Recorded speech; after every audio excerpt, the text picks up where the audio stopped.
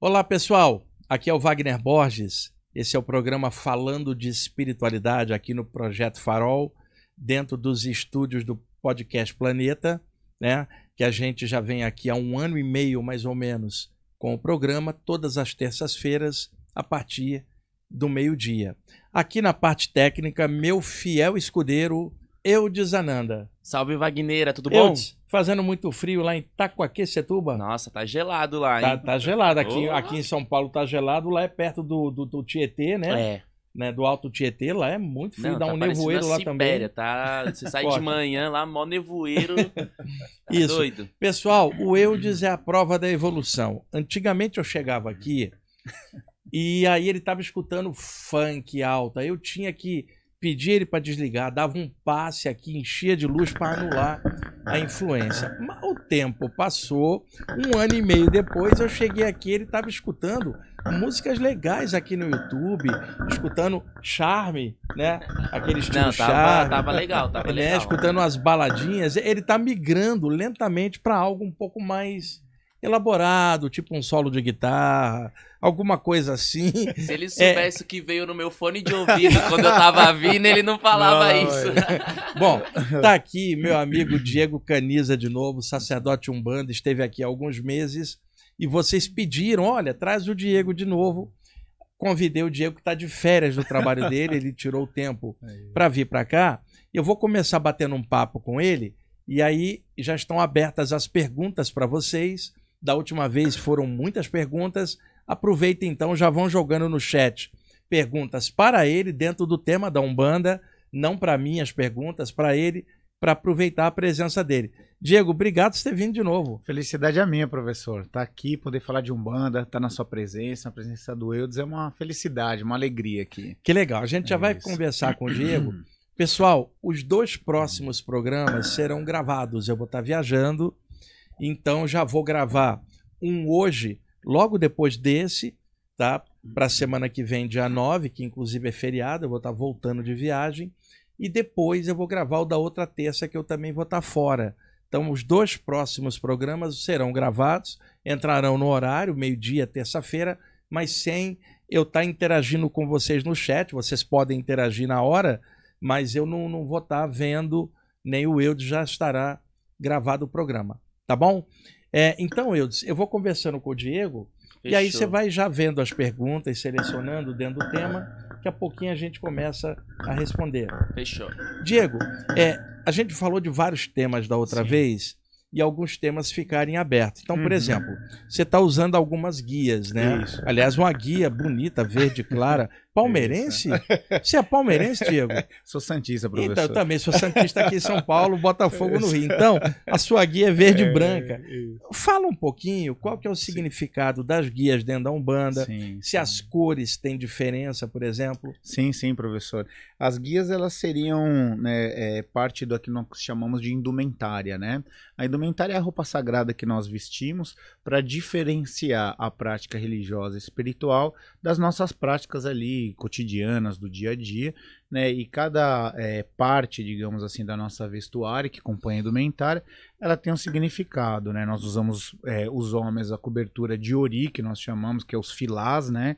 Inclusive eu tenho aqui, depois eu mostro, as mulheres o pano de cabeça, a toalha de pemba, que é uma representatividade do manto sagrado, né? Na vibração de Pai Oxalá, dentro dos seus mistérios, e as guias também são elos de ligação e identificação das forças dos orixás. Por exemplo, essa verde e branca que o senhor falou aqui, né, é uma guia de Oxóssi, né, que carrega essa vibração através aí, né, do raio verde, elemento vegetal, que são ali os campos, os atributos de Oxóssi. Essa aqui é uma guia de preto velho, né, preta e branca. Alvinegra, gostei mais dessa.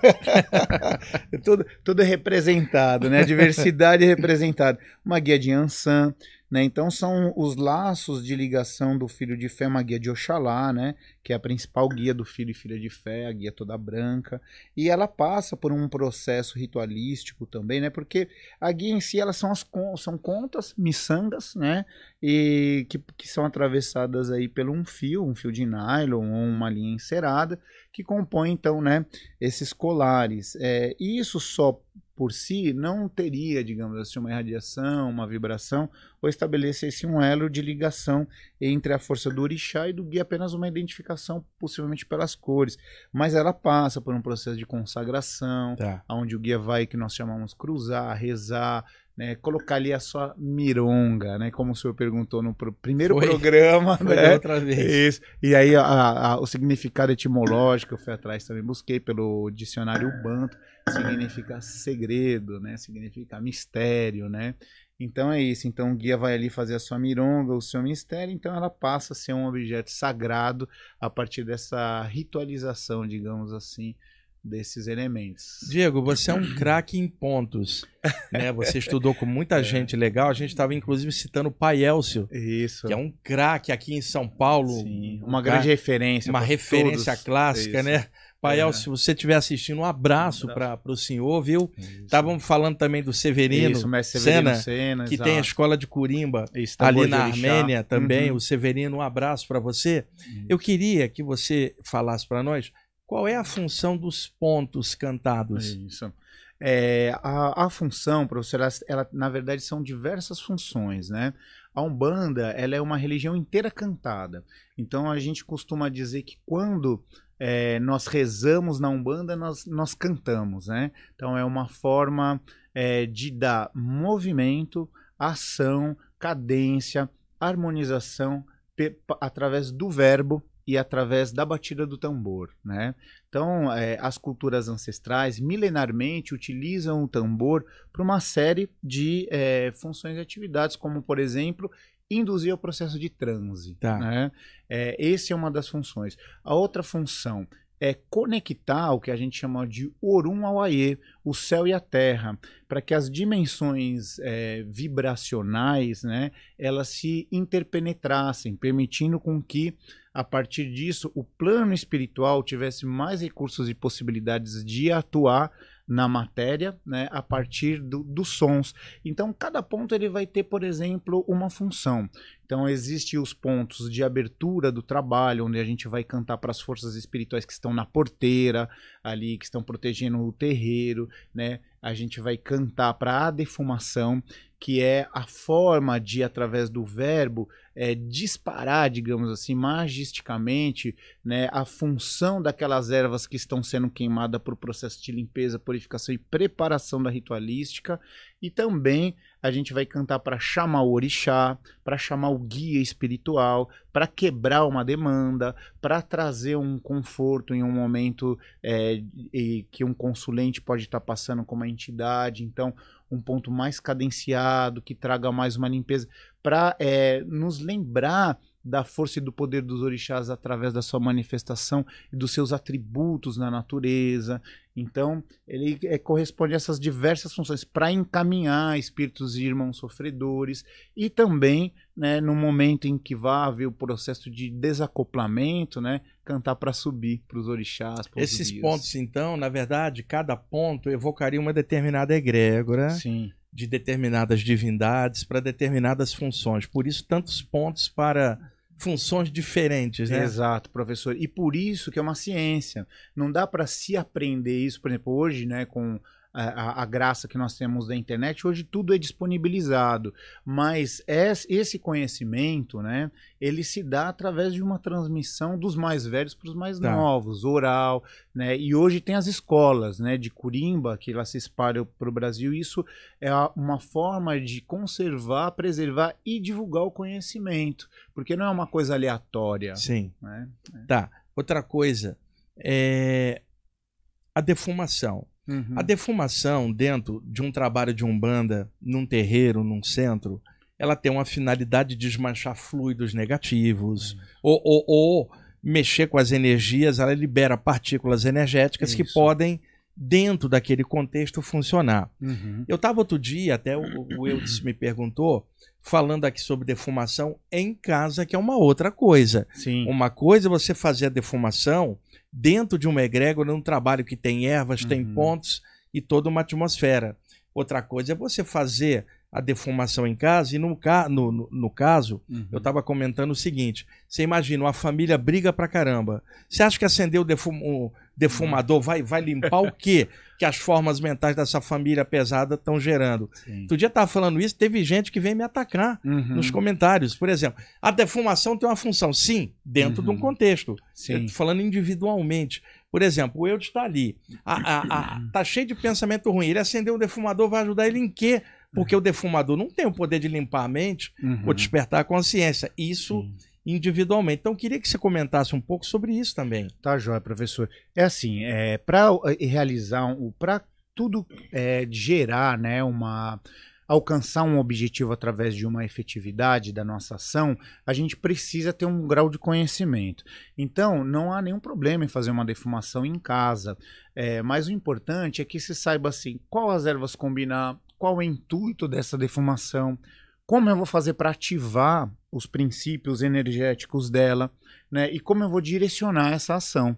Então, se a pessoa detém esse conhecimento, com certeza, a partir da defumação, o ambiente, as formas, né, mentais, ou mesmo os miasmas, parasitas, bactérias, né, os vibriões, eles vão sim sofrer uma descarga, digamos, energética disso, e muitos podem até mesmo ser dissolvidos. Mas se o ambiente permanece num processo de uma vibração contínua, ou você vai ter que ficar, não adianta você ter que ficar fazendo a defumação o tempo inteiro, se não mudar o padrão energético daquilo que se a pessoa não defumar a mente dela para tirar porcaria. Eu estava comentando isso outro dia aqui, o pessoal embolou tudo. Ele disse que defumação não funciona nesse contexto. Não tem como um defumador transformar uma consciência. Exato. Agora, uma coisa é você pegar um praticante de Umbanda que conhece aquilo e em casa ele faz aquilo individualmente, sabendo o que ele está fazendo e melhorando o padrão de consciência. Agora, o pessoal faz isso por condicionamento, às vezes, em casa. Sim. Tá pesado, acende o defumador. Não vai adiantar, né? As vibrações através do cheiro, elas proporcionam elevações vibratórias, mas elas não resolvem situações e problemas, né? E como você mesmo já trouxe em alguns programas, né, professor? Existem irmãos aí, assediadores, que gostam de incenso, gostam de... Que trabalhavam com magia desde o Oriente Antigo, usando fumaça do incenso e defumação. Porque energia não é boa ou ruim, depende de onde se aplica, né? Exato. Então, são recursos a mais. Sim. Mas a mudança, ela é sempre individual e interna. É a mesma coisa como um consulente, por exemplo, que vai num terreiro de Umbanda, ele passa... a ritualística de Umbanda, ela começa bem antes do atendimento. Então, ele vai tomar um passe energético, o ambiente já está preparado, vai passar por um processo de defumação e depois vai se consultar com o guia. E ainda no guia recebe o passe... mediúnico, recebe as orientações e ele sai com certamente com uma vibração muito melhor do que a qual ele entrou. Mas aí passa um dia, ou às vezes no mesmo dia começa a manter os mesmos padrões e condicionamentos, não vai resolver de nada, porque depois de 15 dias, quando voltar, a pessoa vai estar igual ou vai estar pior, e fica num ciclo vicioso que ela acredita que ela não precisa se transformar. E a pessoa usa lá o grupo como lixeira, ela se suja, deixa eu ir lá pro Preto Velho me limpar, o Exu me limpar, 15 dias depois ela tá lá de novo, cheia de lixo. Exato. Quer dizer, há uma passividade grande a nível popular de se encostar em alguma coisa, sempre algo externo para limpar o que é dentro da consciência, seja o guru, pastor, padre, médium, projetor astral, divindade ou entidade. As pessoas sempre terceirizam ali o que ela precisa fazer. Então, tudo pode ajudar, mas dentro da gente é que é o processo, né, cara? Esse é o processo. O processo de transformação, ele é sempre interior, né, professor? As ferramentas nos possibilitam. Por exemplo, uma pessoa que se encontra se esforçando, né? Ela está num processo de fato de assédio, umas situações de dificuldades que ela está passando. Chegou até o terreiro, vai receber um tratamento. Isso vai gerar potencialmente nela possibilidades de mudanças efetivas se a vontade dela for verdadeira e ela seguir realmente aquilo que está sendo colocado. Agora, caso contrário, seria algo muito efêmero, né? Algo que vem e vai. Diego, uma vez eu estava em casa fazendo um trabalhinho de energia, apareceu um ser espiritual, um negro, desencarnado, alta qualidade, a energia não deixa dúvida, né? E ele telepaticamente jogou aqui no meu frontal a seguinte ideia: pensa no nome de Olorum, como um mantra no alto da sua cabeça, sempre aqui no chakra. Ele não usou o termo chakra coronário, sempre no alto da cabeça, Olorum. Olorum é Deus, né? E aí, uma outra vez, um outro personagem, extrafísico também de alto nível, me falou para pensar em Zambi aqui. Zambi e Olorum são praticamente sinônimos de Deus, no caso, né? Nomes distintos para definir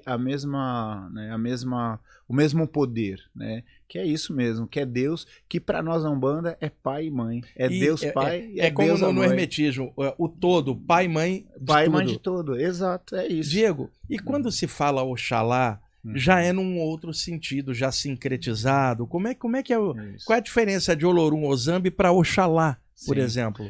Para algumas pessoas seria sinônimos também. Para algumas pessoas, Oxalá seria essa força criadora, manifestadora de tudo. Mas dentro, né, de outros processos de compreensão em outros sistemas, Oxalá seria uma das manifestações do divino. Como, né, existe Brahman, né, por exemplo, na filosofia, na religiosidade hinduísta, e se manifesta a partir de Brahma, Vishnu e Shiva, né? Então, Olorum se manifestaria também a partir dos orixás. E dentro dessa manifestação daquela força criadora do universo, seria Oxalá. Que bacana. Isso. Que legal. Seria o pai de todos os. Bom, Eudes, temos perguntas aí para aproveitar a presença de um monte. Então vamos aproveitar a presença do Diego aqui mais uma vez. Vamos lá. Deixa eu voltar lá. Diego, enquanto ele está. Deixa aí como é o nome do seu grupo, aonde quais são os dias de reunião. Isso, tá ok, professor. Nós nos reunimos a cada 15 dias às sextas-feiras. Então, a sexta-feira agora teremos reuniões abertas, né, que nós chamamos de gira ou em gira, que são os atendimentos públicos. O nosso endereço fica na rua Curuçá, 587, Sobreloja, na Vila Maria Baixa, zona norte de São Paulo. As nossas redes, né, sociais no Facebook, né, Tenda de Umbanda Rosário da Mata Santa, e no Instagram, @Rosário Mata Santa, né, que é um nome simbólico também. Não tem underline não, né? Não, é só @Rosário Mata Santa, isso que é um nome simbólico, né, para representar as forças da egrégora onde nós estamos vinculados. Né? E o teu Instagram pessoal, caso alguém queira conversar mais com você, não em relação ao trabalho lá, mas com você mesmo. É Diego Caniza mesmo. Diego Caniza com Z no final, né? É Diego Caniza 7. Diego Caniza 77. Eu acredito. 77? Isso. Eu, na verdade, professor, uso muito pouco pessoalmente, então é mais melhor entrar em contato pelo centro. Isso. Eudes, tudo pronto? Tudo aqui, ó. Aliás, o que você daria de conselho pro Eudes? O Eudes é o seguinte, cara, a vida amorosa dele, ele disse que é assim, altos e baixos, eu não sei como é que tá. Melhorou, piorou, tá na média? É porque, tipo assim, toda vez que eu erro e dá ruim, eu conheço uma pessoa nova, né? E aí eu vivo errando. E aí você vai só pulando de uma relação pra outra. Porque se você errar, você conhece alguém novo, aí você vai errando, você sempre conhece gente nova, tá ligado? Olha a cabeça do sujeito. Tá só se emaranhando energeticamente. Só se emaranhando energeticamente, exatamente. Vamos lá. A Ângela pergunta...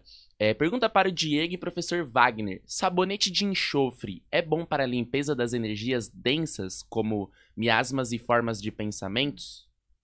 Já fiz o que o professor disse de expandir a energia. Ao acordar, vejo aranhas. Tá. Antes que o Diego responda, já que ela perguntou para nós dois, a aranha tem vários significados, né, Diego? Se você pegar dentro do contexto xamânico, a aranha vai ter um significado como um animal de poder. É isso. Pega num contexto celta ou ocultista, a aranha vai ter um outro significado de tecedura das coisas. Na Umbanda também. Também, né? Também, então, pode ser um simbolismo, porque a Umbanda tem um pezinho xamânico indígena. Muito. Pode ser um simbolismo disso, né? Agora, muitas vezes eu vi larvas astrais em forma que lembravam aranha. E até andando nas pessoas. Até andando no duplo, no campo energético da pessoa, ou no duplo das paredes. Aí o ocultismo chama de larvas astrais, aí na área espírita antiga eram os miasmas, ou vibriões e tal. Então não dá para falar sem ver a pessoa, né? O sabonete de enxofre, o que você acha? Teria como dar uma limpada? Ajuda assim, sabonete de enxofre, sabonete da costa, né? O Yagi, que é um outro elemento também, que se arruma e possibilita, sim, a limpeza energética, mas dentro daquilo que a gente falou, né? Com uma ação limitada à mudança de padrão da pessoa, né? Mas se ela está num processo onde ela está se transformando, está disposta a enxergar, realizando alguns outros tratamentos, com certeza essas limpezas vão ajudar a manutenção de um padrão vibratório mais elevado. E lembrando que o lance da aranha pode ser até positivo. Pode ser até positivo. No sentido de uma coisa xamânica, que você tem a ligação espiritual, mesmo sem saber. Só não tem como falar isso sem ver a pessoa. Seria legal, se você estivesse aqui em São Paulo, vai lá. No trabalho de Umbanda do Diego, de repente rola alguma sintonia legal aí no teu processo. Vamos lá? Mário Silva pergunta: eu gostaria de saber sobre a questão dos oráculos, búzios e cartas. Se emprega uso mediúnico para estas leituras. Desta forma, é lícita a cobrança desses trabalhos dentro da visão da Umbanda? Então, sim, dentro da nossa... Eu não posso, como eu sempre falo, né? Primeiro assim, eu não sou portador da verdade, né? Tudo aquilo que a gente compartilha, é sempre bom relembrar isso, né, professor? É parte das nossas experiências e dos nossos estudos. Se alguém concordar ou discordar, né? Todos nós estamos ali procurando fazer o nosso melhor, né? Enfim... É lícito sim cobrar, porque a pessoa ela dedica um tempo grande, né, da sua vida estudando essas práticas divinatórias, né? E a partir disso, como um investimento e de uma forma como algo que ela tenha no sentido de procurar desenvolver ou gerar alguma energia de troca, é válido sim, desde que isso seja uma função realizada pela pessoa, como eu posso dizer, como algo individual, né? Não dentro do trabalho. Dentro do trabalho. Apesar de que algumas religiões, por exemplo, o candomblé, o babá ou a iaiá, né, o babalorixá, o ialorixá, o pai ou a mãe da casa, eles também realizam esses processos de leituras a partir das artes divinatórias através do Meredi Logum, que é o Búzios, ou outros oráculos, e Opelê e tudo mais. E para a comunidade de santo, ora, em alguns trabalhos ou questões mais específicas, pode sim ser cobrado. E outras horas para atender pessoas de fora da comunidade que não tem uma vinculação ou não. Esses valores geralmente são colocados, sim, são cobrados, né? Mas envolve sim uma mediunidade também, Eudes, porque tudo aquilo que a gente se propõe a identificar do oculto, daquilo que se encontra numa outra, né, esfera de realidade, envolve um processo mediúnico, sem dúvida, mas não é um mesmo processo mediúnico com a finalidade de, né, um guia espiritual vir para poder, né, ali realizar um processo de tratamento, uma conversa, uma orientação, e aí nesse sentido, né, isso deve ser realizado de uma forma gratuita. Há uma diferença entre né, essas questões. Assim como se cobra um curso também, né, há também a possibilidade de se cobrar, sem dúvida, e não há nenhuma restrição em relação a essa questão. Legal, ficou bem claro. Vamos lá, Eudes. Lucas Bressan pergunta: poderia falar um pouco sobre a ideia de guia de frente? É nosso guia principal? Salve, Luquinhas, um abraço, meu irmão, meu filho, meu amigo, meu companheiro, toda a irmandade da nossa casa, obrigado pela audiência de vocês. O guia de frente é aquele que se coloca à frente do médium, então é aquele que continuamente ele vai estar sendo recorrido para a resolução ou para as principais atividades, né? Então, esse guia, ele pode sim ser, né, o que nós chamamos de guia-chefe da nossa coroa, aquele que responde antes de todos os demais guias espirituais pelas as nossas funções e atividades mediúnicas, tá?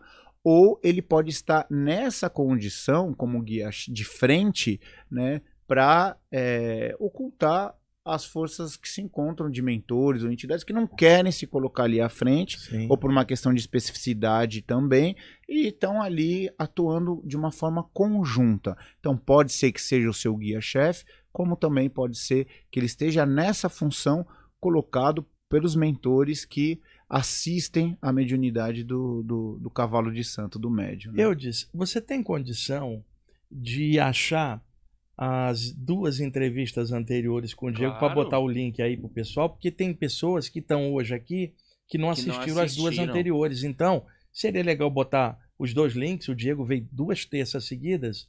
Depois aí, a hora que você puder, você põe aí para eles. Fechou, eu vou Faz procurando favor. aqui. Ó, Inclusive porque talvez tenham perguntas que o pessoal está fazendo hoje que já tenham sido respondidas. Para a gente dar prioridade para as perguntas de hoje. Aí o pessoal pode olhar lá depois. Fechou. Pode ser? Tá bom. Eu vou procurando aqui enquanto isso, tá bom. Enquanto vocês respondem essa pergunta aqui do Fernando de Oliveira. Boa tarde.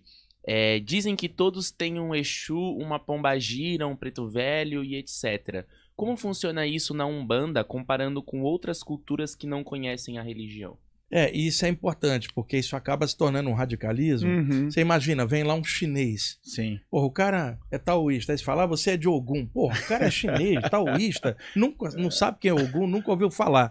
Então é claro que no contexto das tradições afro-brasileiras aqui no caso, você tem um contexto onde isto acontece. Mas daí a rotular a humanidade inteira desse jeito é uma outra história. Exato, porque todos nós temos uma família espiritual, né, professor? Pertencemos a grupos espirituais pelas nossas existências pretéritas, por ter feito parte de grupos e tudo mais. Na Umbanda, essa família espiritual são os nossos guias. Então, para o médium que tem uma função específica, né, como um trabalhador da espiritualidade, dentro da Umbanda, do Candomblé, dentro das religiões mediúnicas que trabalham diretamente com a incorporação, isso faz sentido. Né? Então existe uma família espiritual, então de fato, né, porque todos nós temos ligados à nossa ancestralidade algum espírito, por exemplo, que carrega um arquétipo de sabedoria e de mais velho para nos auxiliar. Todos nós temos na nossa espiritualidade, né, um espírito que assume a função de nos ajudar em situações mais complicadas, de desfazer situações. Mas dentro de um contexto específico, ganha essa conotação a partir dos guias espirituais. Agora, dentro de um contexto de uma pessoa que não tem compromisso espiritual mediúnico, ela não está dentro de um contexto religioso, né? Então, ainda que ela tenha uma família espiritual que zele por ela e que carregue determinados arquétipos, não necessariamente, ela nem precisa saber e ela não necessariamente tem um preto velho, uma pombagira, um caboclo, um cigano, né, acompanhando ela. Exato. Isso é um mito. Que legal. Outra coisa, viu, Diego? Eu vi algumas pessoas falando isso, outras falando diferente, é claro. Eu vou te perguntar porque isso é uma questão que eu acho que tira a dúvida de muita gente. Antes da pessoa reencarnar do lado de lá, se ela vai ter aquele compromisso de trabalhar com a mediunidade, os mentores mexem nos centros energéticos para que ela venha com uma determinada soltura, para que durante a vida aquilo abra e ela possa exercer a função dela dentro daquilo. Ela vai esquecer cerebralmente que o cérebro é novo, mas aquilo está dentro da mente, vai fluir como intuição. Ela não está desmemoriada como muita gente pensa. Dentro dela vem todo o estojo, o conjunto do que ela é, com causa e efeito. Parece que ela está desmemoriada aqui, mas dentro dela existem tendências, padrões que ela traz e que vão direcioná-la aqui. Então eu vi gente falando, por exemplo, o médium foi calibrado antes de reencarnar para trabalhar com aquilo.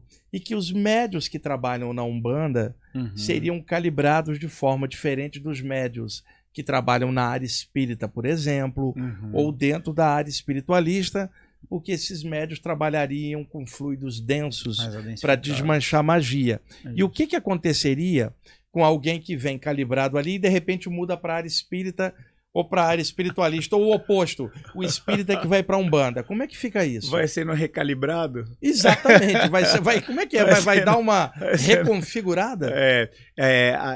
É muito complexo, né, professor? E assim, eu não tenho uma resposta específica para isso. O que a gente ouve muito dizer exatamente é isso, que o trabalho da Umbanda, por trabalhar com uma abrangência maior de fluidos, de energias e tudo mais, ela exige um preparo diferenciado. É como, por exemplo, um profissional que vai trabalhar na linha de frente, num resgate, num pronto-socorro. Ele tem que estar em condições para lidar com situações mais específicas. E aquele que vai trabalhar de uma forma mais sutil, por exemplo, como, né, um terapeuta, um psicólogo, ou algum que vai trabalhar com outras nuances, digamos assim, da personalidade, né?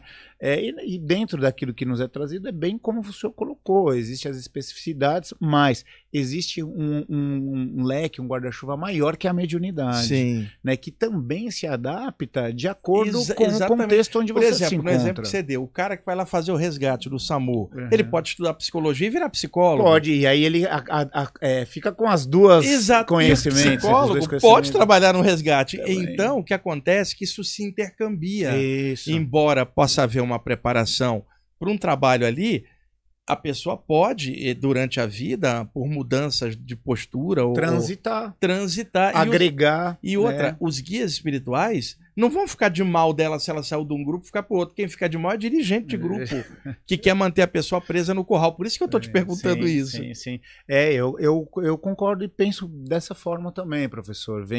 Agrega isso. Assim como também, né, dentro da nossa experiência, né, a gente percebe que as faculdades também elas vão se fechando.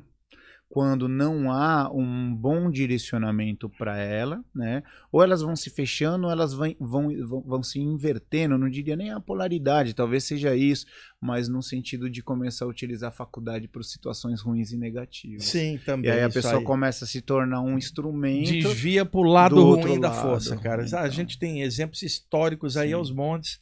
E todos nós precisamos cuidar com isso. Ninguém está imune a isso. Ninguém está imune isento, né? Daí a gente tem que estar sempre esperto, de olho na gente mesmo e trabalhando para não escorregar, porque nenhum de nós é perfeito, a gente pode dar uma escorregada, mas a gente tem que tomar cuidado, cara. E trabalhar com responsabilidade. Com uma vigilância, né, professor, diante dos nossos atos e sobre a responsabilidade daquilo que é estar como um trabalhador da espiritualidade. Exato.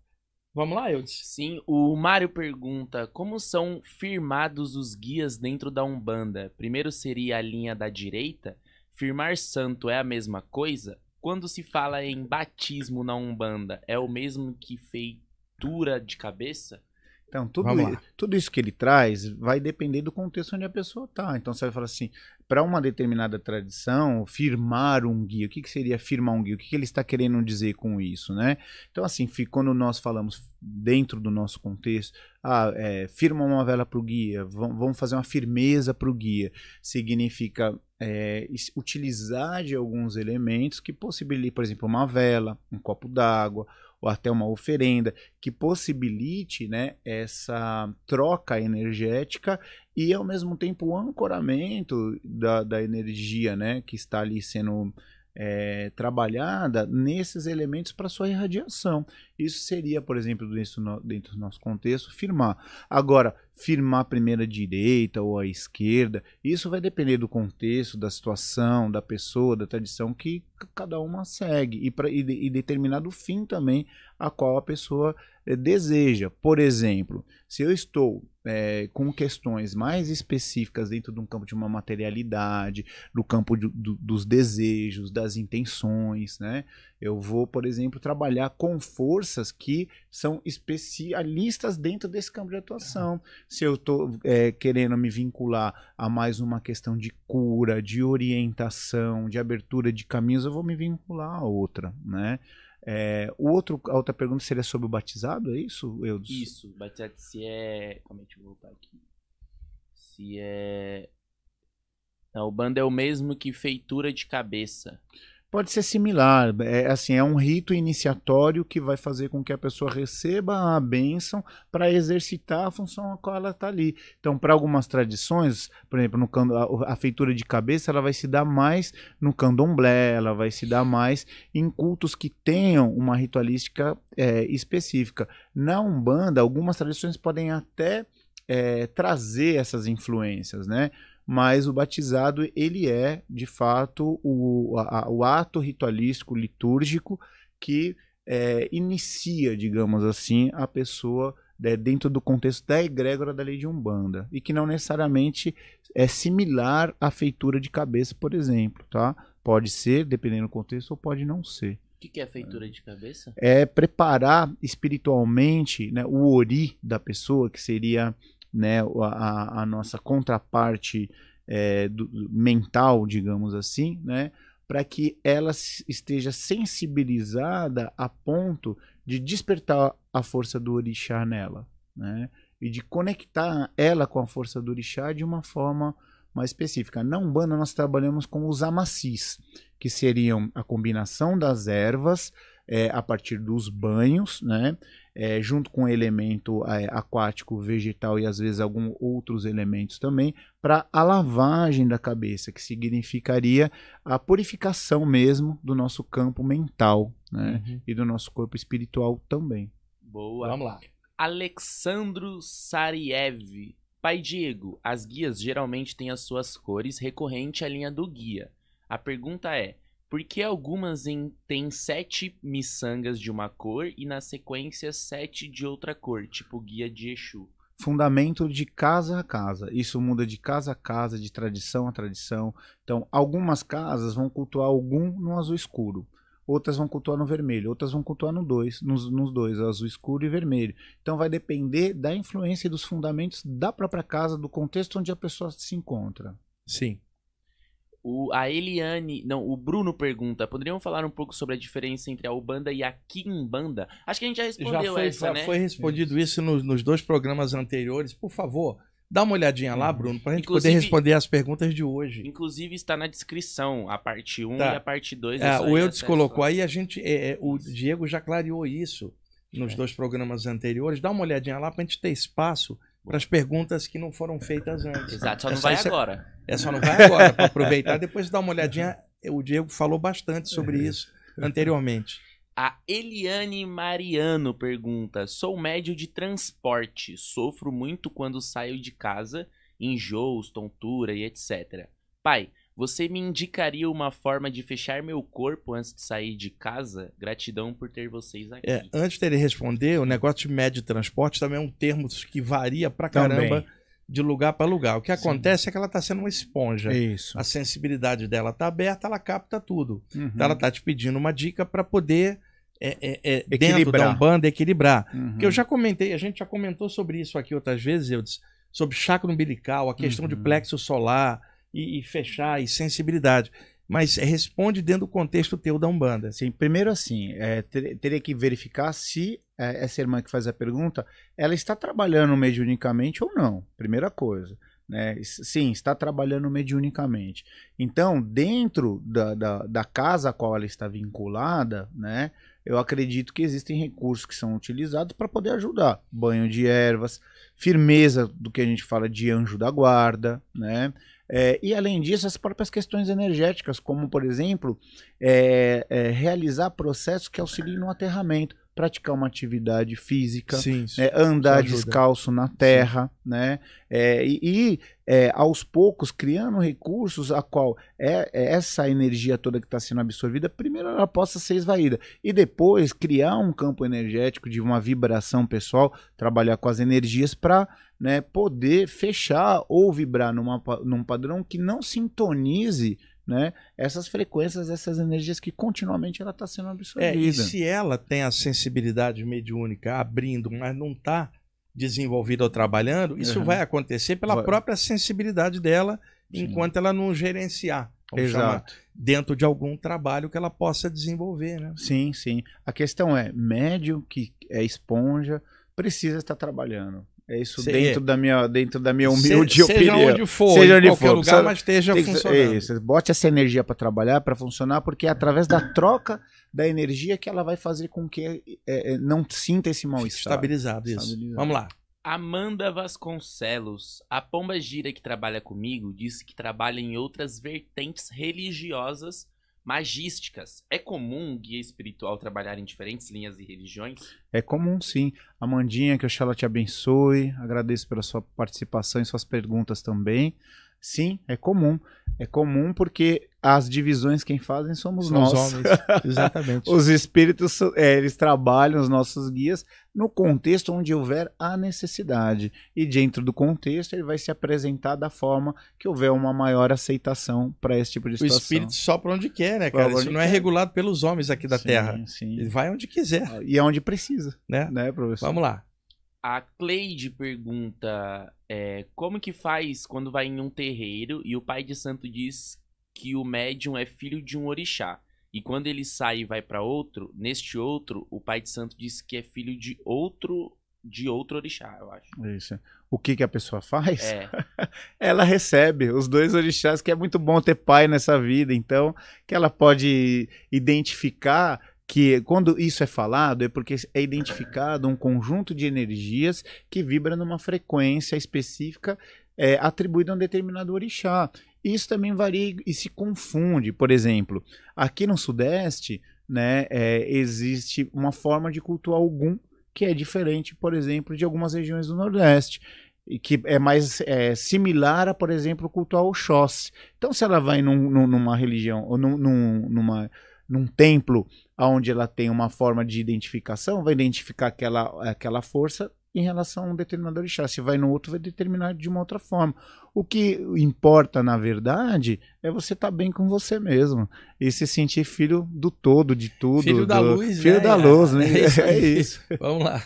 Boa. A Fabiana pergunta, só a Umbanda que benze com plantas? Não, a parte xamânica, a parte indígena tá cheio disso, a cultura popular, as benzedeiras, apenas a Umbanda, como ela tem uma mescla da tradição indígena, negra e branca, ela é uma amálgama dessas três tradições, onde principalmente a parte afro e a parte indígena tinha já o trabalho com ervas aqui, que na Umbanda apareceu de forma mesclada, né? Exato, mas isso vem, né, milenarmente de todos os povos. Sim. Todos os povos. Vamos lá. Hércules pergunta, quando meu pai de santo jogou os búzios, disse que eram meus guias de quem eram meus guias de cabeça, mas não disse o nome de meu caboclo e nem do meu preto velho. Qual o motivo? É o motivo que você não tinha, às vezes, merecimento para estar sabendo ali na hora. E às vezes também, esse é o tipo de informação necessária para quem é um trabalhador. Para quem é um frequentador, um consulente, isso não tem que gerar um impacto ou ser uma questão. Se você está trabalhando, né, espiritualmente, o seu próprio guia em algum determinado momento ele vai se apresentar e vai te colocar, né, qual é o nome, a falange a qual ele pertence e tudo mais, mas isso não tem que ser um problema, uma questão. Né? As pessoas ficam muito na ânsia de crescer. Eu quero saber quem é o meu pai de cabeça, quero saber quem é o meu guia. Para que você quer saber essa informação? O que você vai fazer com ela? Né? E se realmente for para você, então entre num processo de desenvolvimento, assuma um compromisso com uma egrégora, com um trabalho espiritual de fato, e aí com o tempo, como qualquer relação, elas vai se afinando e você vai, então, a partir disso, identificar quais os guias que trabalham e que pertencem à sua família espiritual. As pessoas perguntam muito isso. E, na verdade, por exemplo, aparece um ser que é uma esfera de luz. Como é que vai querer saber o nome de uma esfera de luz e tá afiliada com falange? Pô, falange da luz e do bem é o que interessa.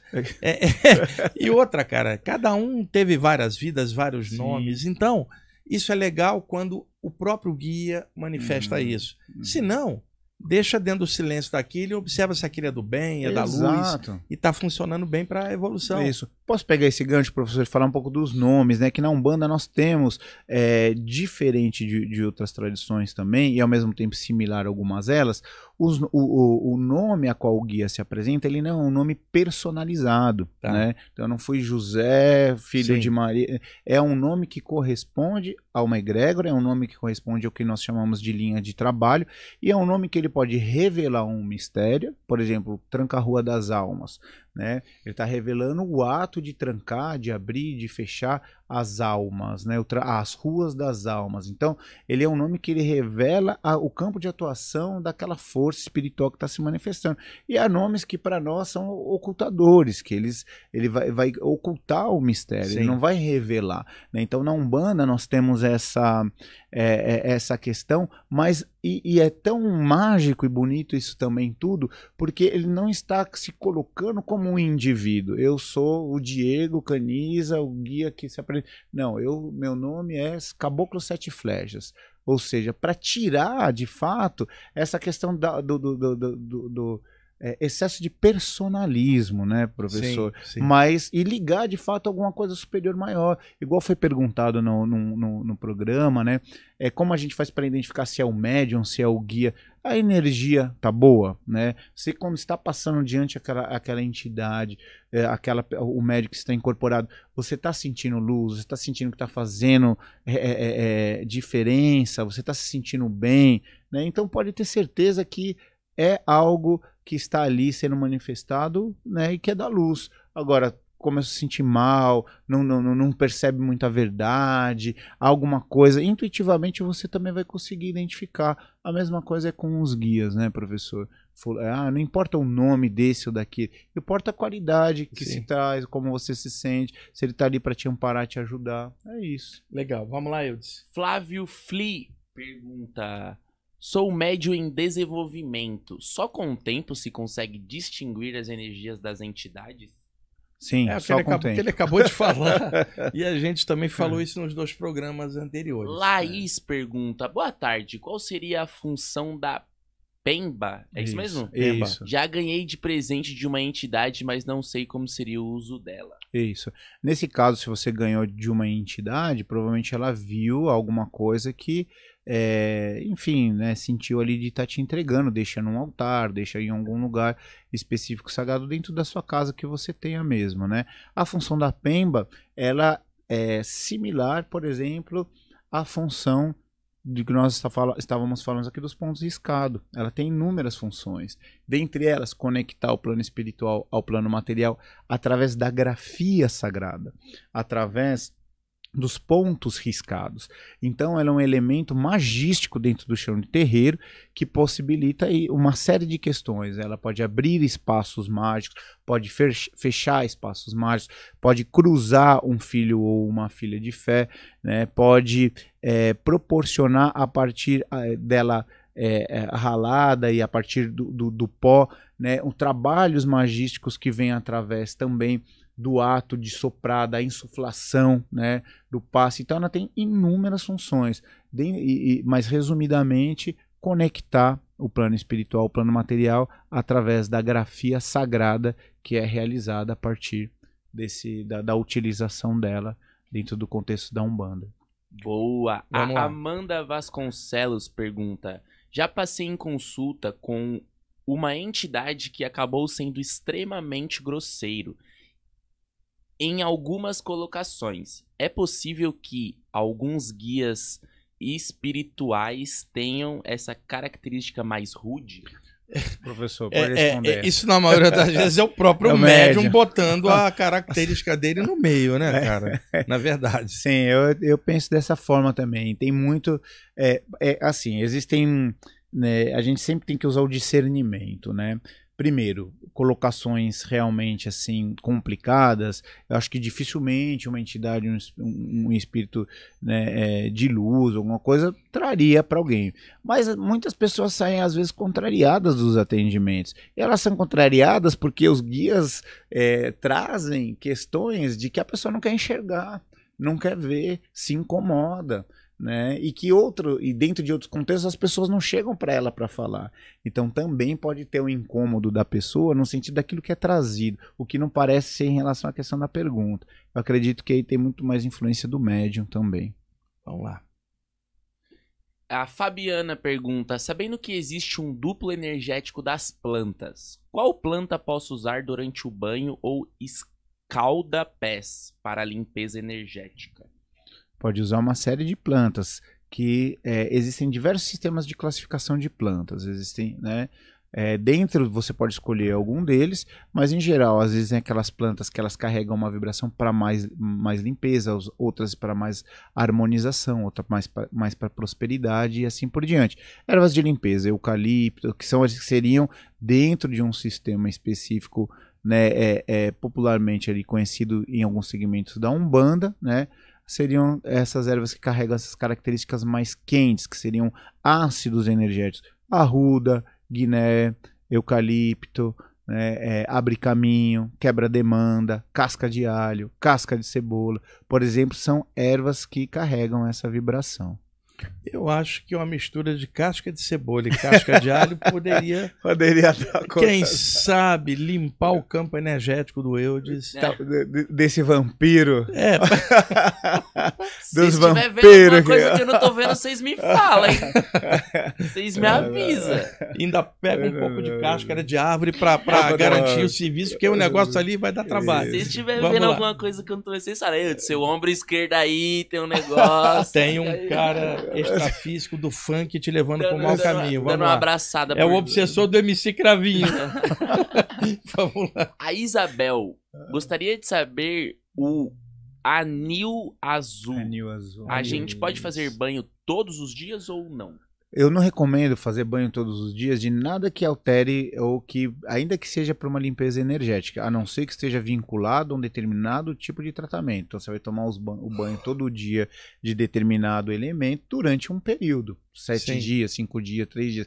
Agora, todos os dias não, porque nós precisamos encontrar uma condição energética de equilíbrio a partir das nossas próprias condições. Agora, em determinados momentos, para potencializar algo, para limpar algo, para proteger, né? Aí você está dizendo de questões específicas, mas não todos os dias, né?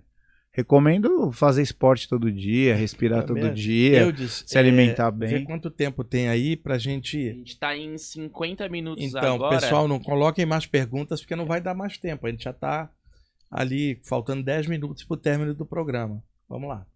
Fernanda pergunta, boa tarde, como fazer a limpeza energética em casa de aluguel? Ouvi dizer que paredes têm memórias e armazenam energias dos antigos moradores. Isso procede? Procede sim, né, professor? Bom, a limpeza energética ela pode ser feita de diversas formas. A gente geralmente usa muito o sal grosso, né? Colocando ou mesmo jogando sal grosso nos cantos e deixando ele durante um tempo, né? Por quê? Porque o sal grosso ele consome as energias de uma forma muito rápida, deixando o ambiente num campo neutro, nem inferior, nem com uma energia baixa, nem com uma energia baixa. Nós utilizamos também a queima do carvão com as ervas, né? E aí a partir disso que nós já falamos aqui da questão da defumação, né? A pessoa pode borrifar também, né? Nos cantos algumas essências, enfim. Mas além de toda essa parte, essa função energética, é importante que a pessoa eleve, né? Durante esse processo de limpeza, o pensamento, faça uma prece do coração dela, se ligue a algo maior e peça a força e a ajuda dos mentores para ajudar no processo de limpeza e purificação, né, professor?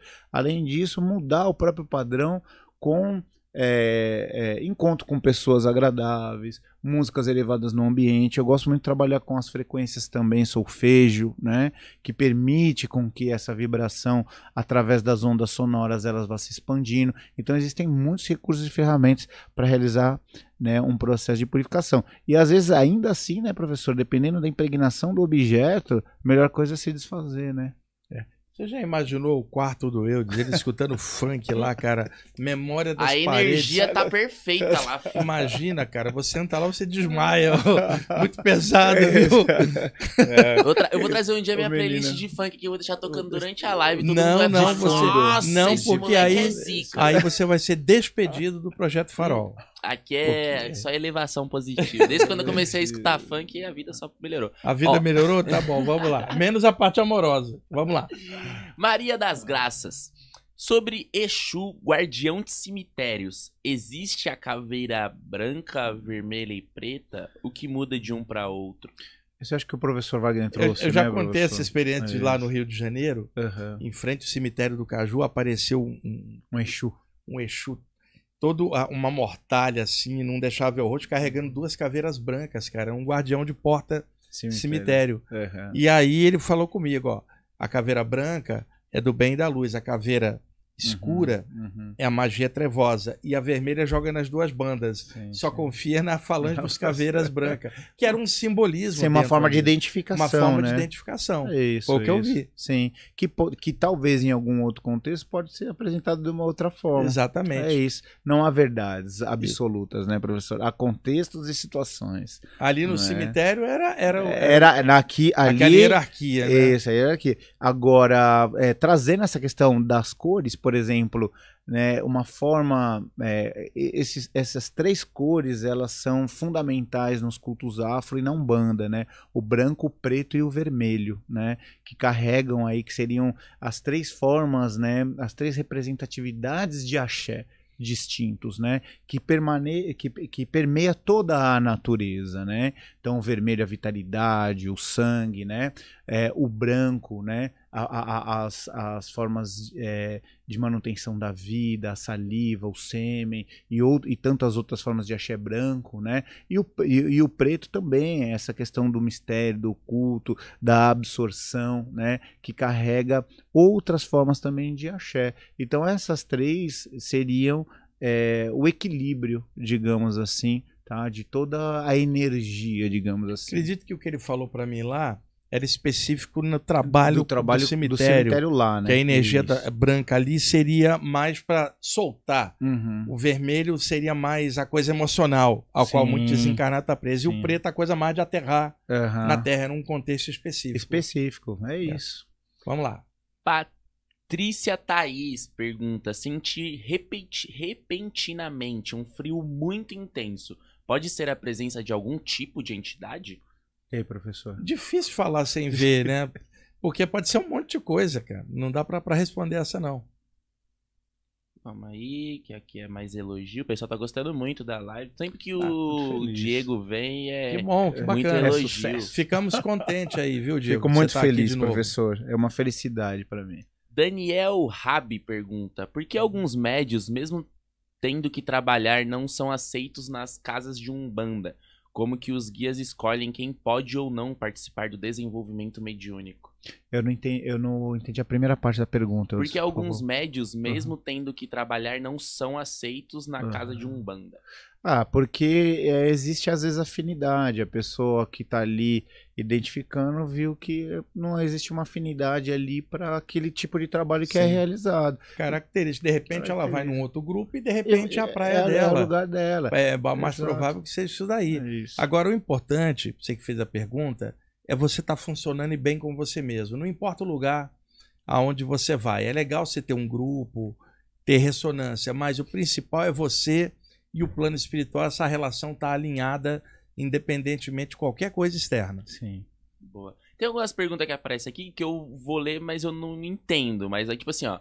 Diego, bom dia. A Jurema tem conexão com a Umbanda? Sim, a Jurema enquanto culto, né? Culto dos mestres. Jurema não é uma pessoa. Também é nome próprio. Isso. E ao mesmo tempo é um culto e é uma entidade também. A Cabocla Jurema, por exemplo. Principalmente no Nordeste, né? Onde tem o culto da Jurema, o culto da Jurema, exato. A Jurema é uma planta, ela é uma árvore sagrada, milenarmente consagrada, que proporciona um processo de expansão de consciência, assim como a ayahuasca, mas dentro de um contexto específico no Nordeste, dos índios nativos, onde se cria um culto específico também do cruzo entre o indígena, né, o europeu e depois o negro, né, e que é considerado também como se fosse um avô da Umbanda, né, uma religião que veio antes e que trabalha com essa questão dos cruzos também.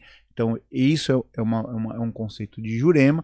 Existe a Cabocla Jurema também, que é uma entidade, uma guia espiritual, né, chefe de falange, que atua na vibração dos caboclos também. Existe Jurema como uma divindade, né, do elemento vegetal que assim se apresenta. Existem os reinos de Jurema, então é um contexto muito amplo, mas sim, tem muita ligação com a Umbanda, inclusive muitas das coisas que nós trazemos na Umbanda, vem da Jurema. Por exemplo, vou abrir minha Jurema, vou abrir meu Jurema, quando a gente vai abrir a gira, por exemplo, né? Então são influências da Jurema. E não é só no Nordeste, não. No Norte também. Também. Em Pará, principalmente, né? Sim. Você tem muito culto de Jurema. Muito culto de Jurema, exato. Legal. Vamos lá, Hilton. Estamos quase no fim, hein, cara? Já chegando Fica de olho aí no horário. Claro. Espiritualidade independente. Diego, você poderia falar sobre a fraternidade dos pretos velhos que atuam no Cruzeiro das Almas? Sim. O Cruzeiro das Almas, ele é um campo específico de atuação dos pretos velhos, né, dentro do contexto da Umbanda, né? O mistério da cruz, ele carrega, né, inúmeros como que eu posso dizer assim, inúmeras milongas, inúmeros mistérios, segredos, né, que significa o entrecruzamento das energias, né, aquilo que vem do alto, aquilo que se estabelece aqui neste plano, os portais dimensionais que se abrem a partir disso, e o Cruzeiro das Almas é o lugar aonde realiza esse trânsito de encaminhamento das almas, do sofrimento, e ao mesmo tempo daqueles que fizeram a passagem, dos desencarnados, e ao mesmo tempo de que traz, né, a luz do Santo Cruzeiro, a luz das egrégoras que atuam sobre essa vibração, porque a cruz, ela é um símbolo muito anterior ao cristianismo, Sim. utilizado por diversas outras culturas como algo sagrado, né? Então, quando a gente fala do Cruzeiro das Almas, a gente está ali identificando o mistério da cruz e a partir disso tudo aquilo que envolve essa sabedoria. Boa. Legal. Puxa aqui a última pergunta.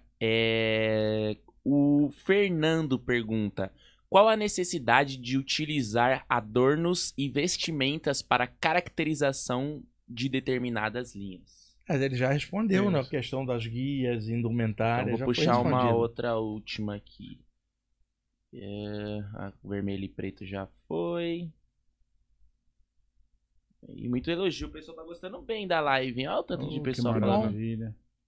Deixem seu like, se inscrevam no canal. É isso. Ó, aqui, ó. A Amanda pergunta a última coisa, que é: o banho macerado carrega mais axé do que o banho com ervas secas? Não, não carrega. Isso é uma questão. Isso é tabu em alguns lugares. Para algumas tradições vai falar que sim, que é só a erva fresca que está que está viva. E por essa razão ela carregaria mais axé, mas não necessariamente. Porque a erva fresca, a energia está concentrada. Né? E ela só não tem o elemento aquático, né, como a erva fresca. Então são características energéticas distintas, mas o que vai determinar o axé é, sem dúvida, a qualidade de onde vem essa erva, o que é realizado com ela, o rezo, a mironga, a intenção. Né? Isso que vai despertar, né, o potencial oculto que se encontra no elemento. Legal. Boa. Ok, ok, temos... Então, gente, aí estamos com 1 hora já de programa, a gente está com o horário meio aqui apertado. Eu vou fazer a gravação já do programa da terça que vem, que será feriado. Eu vou estar voltando de viagem, vou deixar o programa gravado e o programa da terça seguinte também é gravado, tá, gente? Espero que tenha sido bem legal aqui. Para nós está sendo muito bom. E eu sempre vou trazendo pessoas aqui sérias, responsáveis de diversos temas, sempre para dar uma visão de conjunto. Tivemos o professor Carlos de yoga, com os mantras, hoje o Diego falando de Umbanda, e aí eu vou trazendo outras pessoas, na medida do possível, para outros temas, para ter sempre uma visão de conjunto e a gente não ficar preso, radicalizado em alguma coisa apenas, e sim aberto para a luz infinita, né? Diego, muito obrigado por você vindo de novo, cara. Eu que agradeço, professor. Estou à disposição. Quando mais para frente sentir a vontade de poder continuar trazendo os temas, eu faço com muita felicidade, porque falar de espiritualidade, daquilo que a gente vive no dia a dia, né, professor, é uma felicidade.